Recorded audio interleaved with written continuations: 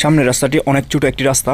এই ধরনের রাস্তায় গাড়ি চালানোর সময় আমাদের ডান পাশে যে সাইড ভিউ মিরর রয়েছে, এই মিররটি ভালোভাবে লক্ষ্য রাখতে হবে।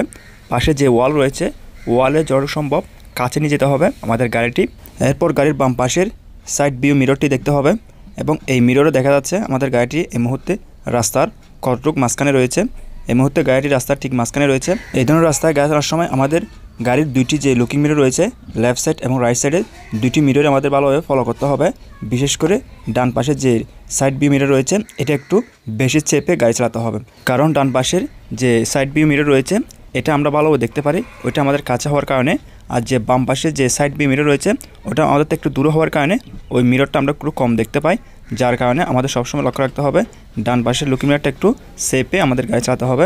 সামনের রাস্তাটি আরও ছোটো হয়ে যাচ্ছে এবং রাস্তার বাম পাশে একটি পুকুর রয়েছে। এই ধরনের রাস্তায় গাড়ি চালানোর সময় সবথেকে যে বিষয়ে লক্ষ্য রাখবেন সেটা হচ্ছে আপনি স্ক্র্যাচ চাপ না দিয়ে ব্রেকে, হালকা ব্রেকে এই ধরনের রাস্তাগুলো ক্রস করবেন এবং সাথে দুই পাশে যে সাইড ভিউ মিরর রয়েছে দুইটাই ফলো করবেন। আপনি লক্ষ্য রাখবেন আপনার গাড়িটি রাস্তার ঠিক মাঝখানে আছে কিনা। যদি সম্ভব হয় গাড়িটির ডান পাশে একটু বেশি চাপবেন, কারণ বাম পাশে যেহেতু পুকুর রয়েছে যে কোনো সময় বড় ধরনের বিপদ হতে পারে। এই ধরনের অনেক রাস্তায় আপনার গাড়ি চালানো হতে পারে, তাই এই ধরনের রাস্তায় যখন গাড়ি চালাবেন অবশ্যই রিল্যাক্সে ঠান্ডা মাথায় গাড়ি চালাবেন এবং হালকা ব্রেকে যখন আপনি গাড়ি চালাবেন আপনার গাড়িটি খুব ভালোভাবে কন্ট্রোলে রাখতে পারবেন। আশা করি আপনারা লক্ষ্য করেছেন আমি যখন এই রাস্তাটি ক্রস করতেছিলাম ওই সময় আমার গাড়ির স্পিড একদম কম ছিল।